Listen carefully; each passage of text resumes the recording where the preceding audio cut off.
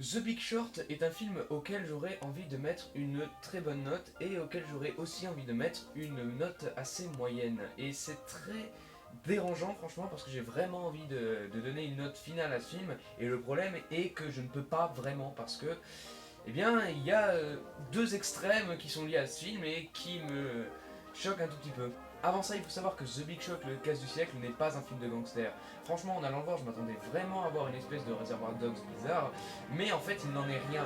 Il s'agit plutôt d'un casse financier, en fait, et donc le casse fait par les banques pour les personnes de basse classe, en fait. Et oui, car le film relate les événements de la crise des subprimes de 2008 et explique comment on en est arrivé à cette situation. Et accessoirement nous explique que toutes les banques nous l'ont mis bien profond. Et donc pour commencer la critique, eh bien The Big Short est un très bon film et un assez moyen film. Oui, on en revient sur ce problème de savoir si c'est un bon film ou un mauvais film, tout simplement parce qu'il y a deux extrêmes dans ce film. Premièrement, il y a une partie critique qui est extrêmement bien faite et que j'aime beaucoup. Et deuxièmement, il y a une partie artistique qui est assez dégueulasse en fait et que j'aimerais énormément critiquer. Le problème étant que j'ai énormément envie de récompenser sa critique, mais que j'ai aussi assez envie de punir son côté artistique. Pour expliquer pourquoi j'ai un peu envie de punir à cause de son côté artistique, eh bien il faut savoir que la réalisation est assez mauvaise, pour ne pas dire très mauvaise. Très franchement, on dirait un film qui est fait avec une caméra portative, genre le film fait par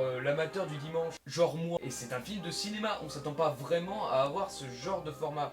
Et c'est vraiment dérangeant, il y a vraiment que des zooms bizarres là, mais pas à la Hippocrate, hein. Je parle pas d'un film qui est fait pour être comme ça, je parle vraiment d'un film qui a été fait comme ça par manque de moyens et ou d'expérience. Faut vraiment le voir pour comprendre ce que j'essaye de dire, mais vraiment c'est pas du tout professionnel et c'est assez moche. Et pendant tout le film, j'ai cru que c'était juste un effet de style au début, un effet de style assez mauvais, hein, on est tous d'accord, mais je croyais que c'était un effet de style, mais pas du tout. Pendant tout le film, c'est cadré de mauvaise manière et il y a des zooms dégueulasses tout le temps. Et c'est nul, vraiment. Et ça arrive à un point où je ne peux plus le tolérer. Je veux dire, à un moment, j'en avais vraiment marre. Et c'était vraiment super dommage, parce que à côté, il y a cette critique qui est géniale. Et oui, parce que ce film parle extrêmement bien de la crise et de la manière dont certaines personnes en ont profité. Il explique de manière assez complexe, mais de manière à ce qu'on puisse comprendre quand même un peu la façon dont la crise s'est déroulée et la façon dont les banques nous ont tous un peu arnaqués. Et il explique aussi comment certaines personnes ont profité de cette occasion et comment elles se sont rendues compte à quel point ce système était abject et qu'elles en ont quand même profité. Et c'est vraiment un point fort, je veux dire, vraiment, il faut voir ce film pour comprendre vraiment le vrai message. Mais il est extrêmement critique envers le monde financier et les banques en général. C'est vraiment un excellent critique, mais quand même doublé par ce côté fan footage mauvais quoi. Et c'est ça qui est vraiment dommage. Sinon, pour parler des autres choses, le jeu d'acteur est bon dans l'ensemble et le scénario est bien. Oui, ça fait partie de la critique.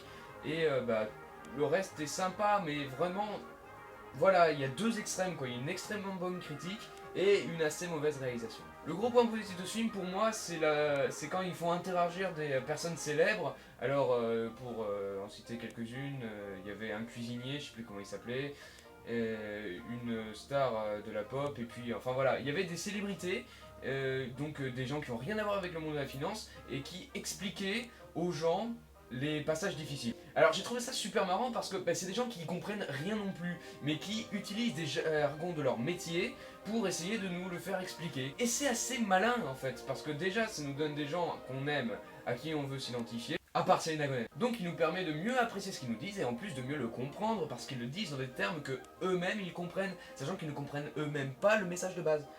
Et ça c'est marrant. Et c'est un bon procédé aussi. Et le point négatif, c'est cette réalisation. Cette putain de réalisation. Voilà, il faut vraiment que vous voyez ce film pour comprendre pourquoi j'aime pas cette réalisation et à quel point elle est mauvaise parce qu'elle est mal faite et pas parce que c'est un moyen. C'est pas comme dans Hippocrate du tout, hein. Dans Hippocrate, c'est bien fait. Mais là, non. C'est pas bien fait du tout. Il faut vraiment que vous voyez ce film pour comprendre. Il y a vraiment quelque chose que je peux pas vraiment expliquer qui fait vraiment que c'est mauvais. Et voilà quoi, c'est vraiment le gros point négatif de ce film. Donc pour résumer, eh bien, The Big Short est malgré tout un très bon film. Et s'il n'avait pas été aussi mal réalisé, je lui aurais très probablement donné le titre d'excellent parce que, eh bien, c'est une critique assez acerbe du monde financier et de comment les banques, elles ont un peu tout le monde et sans qu'on puisse vraiment faire quelque chose. Et c'est vraiment dommage qu'un film qui ait vraiment cette critique, qui soit super bien faite, et cette réalisation là, c'est vraiment dommage. Donc un film vraiment très intéressant avec une bonne critique, un bon scénario, un bon jeu d'acteur, mais une réalisation c'est vraiment énervante à certains moments. Et donc c'est un film que je vous recommande à tous, et sur ce je vous dis à bientôt pour de nouvelles critiques. Ciao. There's a starman waiting in the sky. He'd like to come and meet us, but he thinks